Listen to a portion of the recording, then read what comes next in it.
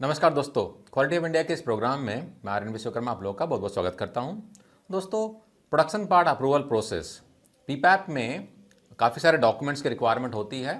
हम कस्टमर को जब प्रोडक्ट का डेवलपमेंट होता है उस टाइम में as a part of advance product quality planning customer के रिक्वायरमेंट के हिसाब से जो भी लेवल रहता है हम सब डॉक्यूमेंट सबमिट करते हैं।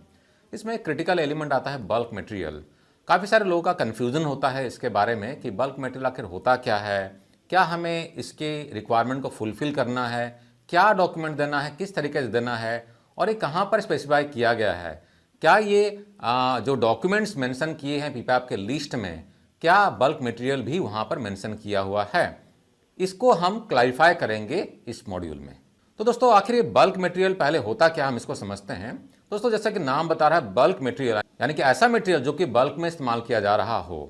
तो दोस्तों, जो भी प्रोडक्ट हम बनाते हैं, प्रोडक्ट को बनाने के दौरान में काफ़ी सारे सब्सिडरी मटेरियल्स, बहुत सारे अलग अलग तरह के मटेरियल का इस्तेमाल होता है जो कि प्रोडक्ट की क्वालिटी में इम्पैक्ट करता है। ठीक है ना।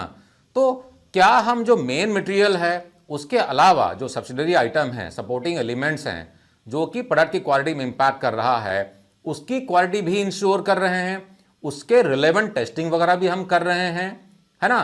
तो ये काफ़ी क्रिटिकल हो जाता है, क्योंकि उन सपोर्टिंग एलिमेंट्स का जब हम क्वालिटी कंफर्मेशन नहीं रखेंगे तो क्या होगा, मेन मटेरियल, जो मेन प्रोडक्ट या जो मेन असेंबली रहेगी उसका भी क्वालिटी कॉम्प्रोमाइज हो सकता है। तो बल्क मटेरियल क्या होता है, non dimensional, solid, liquid, gas, जैसे कि बहुत सारे आइटम हो सकते हैं, जैसे कि एडेसिव्स हो गया, सीलेंट्स हो गया, केमिकल्स हो गया, कोटिंग्स हो गई, फैब्रिक्स हो गया, लुब्रिकेंट्स हो गया, मिग वायर हो गया, है ना। इस तरह के जो आइटम रहते हैं जो कि प्रोडक्ट में या प्रोडक्शन करने के दौरान में इस्तेमाल किए जाते हैं और प्रोडक्ट की क्वालिटी में काफ़ी अहम रोल निभाते हैं। तो दोस्तों, जब हम क्वालिटी के डॉक्यूमेंट की बात करते हैं तो एपीक्यूपी में या पीपैप के जो भी हमारा लेवल है, 5 लेवल होते हैं, लेवल 1 2 3 4 5, और अलग अलग लेवल के हिसाब से अलग अलग डॉक्यूमेंट को सबमिट करने की या रिटर्न करने की रिक्वायरमेंट्स है। ठीक है ना। तो नॉर्मली ऐसा कहा जाता है कि पीपैप में 18 डॉक्यूमेंट होते हैं, लेकिन कुछ लोग 19 डॉक्यूमेंट भी लिखते हैं।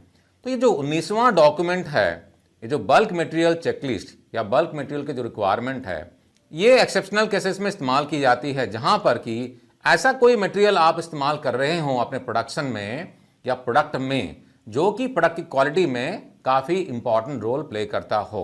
अगर ऐसा कुछ है तो आप बल्क मटेरियल के रिलेवेंट चेकलिस्ट या जो डॉक्यूमेंट है, टेस्ट रिपोर्ट्स वगैरह जो है, आपको सबमिट करना चाहिए एज ए पार्ट ऑफ पीपैप। अगर आपको एप्लीकेबल नहीं है तो जो 18 डॉक्यूमेंट जो दिए गए हैं पीपैप के मैनुअल में, आपको वही सबमिट करने हैं लेवल के रिक्वायरमेंट के हिसाब से।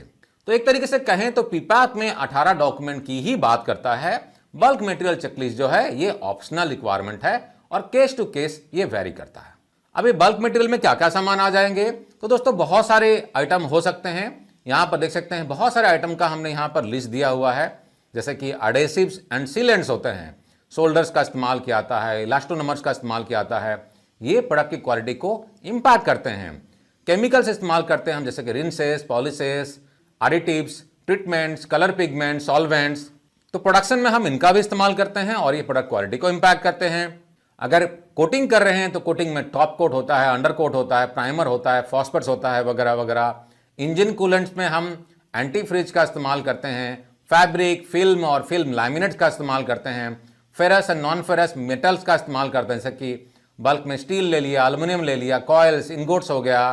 फाउंड्री में हम सैंड, सिलिका, अलॉय मटेरियल्स और काफ़ी सारे तरह के अदर मिनरल ओर्स का भी इस्तेमाल करते हैं। कुछ पिलेल्स और फ्यूल कंपोनेंट्स का भी हम इस्तेमाल करते हैं, ग्लास एंड ग्लास कंपोनेंट्स का इस्तेमाल करते हैं, लुब्रिकेंट्स का इस्तेमाल करते हैं, जैसे कि ऑयल्स और ग्रीसेस हो गई, मोनोमर्स, प्री पॉलीमर्स और पॉलीमर्स का भी इस्तेमाल करते हैं, जैसे कि रबर्स हो गई, प्लास्टिक्स हो गए, रेसिन्स हो गए, या परफॉर्मेंस फ्लूइड का भी इस्तेमाल करते हैं, जैसे कि ट्रांसमिशन, पाउडर स्टीयरिंग, ब्रेक और रेफ्रिजरेंट में हम इस्तेमाल करते हैं। तो दोस्तों, ये सारे जो आइटम जो हमने ब्लू में यहाँ इंडिकेट किए हैं, ये सारे के सारे अगर आप इस्तेमाल कर रहे हैं, कोई एक या दो जो भी आपके प्रोडक्ट में इस्तेमाल हो रहा है, तो ये प्रोडक्ट की क्वालिटी को इम्पैक्ट करता है, परफॉर्मेंस को इम्पैक्ट करता है। तो उस केस में आपको बल्क मटेरियल का चेकलिस्ट जो है आपको भरना चाहिए और इससे पर्टेनिंग जो भी टेस्ट की रिक्वायरमेंट है उन टेस्ट को परफॉर्म करके आपको उसके रिपोर्ट भी सबमिट करनी है। अगर कहीं पर भी डाउट होता है तो सबसे बेस्ट है कस्टमर से बात कर लें, कस्टमर से पूछ लें कि इन मटेरियल का हम इस्तेमाल कर रहे हैं, क्या ये बल्क मटेरियल में जाएगा और क्या डॉक्यूमेंट हमको सबमिट करना है। बेटर होगा कस्टमर से बात करके गाइडलाइन ले लें और उसके हिसाब से ही आप एक्ट करें। तो दोस्तों कुछ एग्जाम्पल देख लेते हैं जो कि हमने ऑलरेडी देखा हुआ है। तो दोस्तों बेरिंग में हम ग्रीसेस का इस्तेमाल करते हैं और ग्रीस जो होता है बल्क में इस्तेमाल किया जाता है। आप अंदाजा लगाइए कि अगर बेरिंग में ग्रीस अगर सही क्वालिटी का इस्तेमाल नहीं किया जाएगा तो क्या बेरिंग का परफॉर्मेंस सही रहेगा? बिल्कुल नहीं रहेगा। तो ग्रीस की क्वालिटी काफ़ी इंपैक्ट करती है बेरिंग के परफॉर्मेंस पर। तो ग्रीस जो इस्तेमाल किया जाएगा बेरिंग के असेंबली में, ये बल्क मटेरियल में काउंट होगा। उसी तरीके से दोस्तों हम सीलेंट का इस्तेमाल करते हैं असेंबली में, तो सीलेंट जो होता है ये भी परफॉर्मेंस में काम करता नहीं। तो क्या होगा, अगर क्वालिटी सही नहीं रहेगी तो लीकेज वगैरह हो सकती है, दूसरे इश्यूज भी आ सकते हैं। एडेसिव्स का भी उसी तरह से हम इस्तेमाल करते हैं काफ़ी सारे कंपोनेंट में असेंबली करने के लिए। तो एडेसिव्स भी अगर सही तरीके से नहीं रहेगा तो एडेशन सही नहीं होगा और उसके वजह से भी प्रोडक्ट की परफॉर्मेंस क्वालिटी में प्रॉब्लम आ सकती है। उसी तरीके से जैसे कि हम मिग वेल्डिंग करते हैं, मिग वेल्डिंग में मिग वायर का हम इस्तेमाल करते हैं। तो मिग वायर की क्वालिटी अगर सही नहीं रहेगी, अच्छे ब्रांड का अगर आप इस्तेमाल नहीं करेंगे तो उसमें वेल्डिंग सही नहीं रहेगी और प्रोडक्ट की क्वालिटी कॉम्प्रोमाइज होगी। तो ये सारे के सारे आइटम जो है बल्क मटेरियल में काउंट होंगे और आपको इनके रिक्वायरमेंट को फुलफिल करने के लिए चेकलिस्ट, जो भी टेस्ट है, टेस्ट के रिपोर्ट्स, कस्टमर से बात कर लें, उनके हिसाब से रिक्वायरमेंट को फुलफिल करें और पीपैप में सारे डॉक्यूमेंट्स को इंक्लूड करें।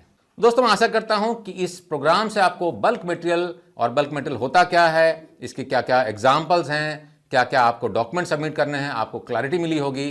वीडियो अगर पसंद आया दोस्तों तो इसे लाइक करना ना भूलें और चैनल पर अगर नए हैं तो सब्सक्राइब कर लें और वीडियो का लिंक अपने दोस्तों के साथ में, अपने कलीग के साथ में जरूर शेयर करें ताकि उनको भी सीखने का और आगे बढ़ने का मौका मिले।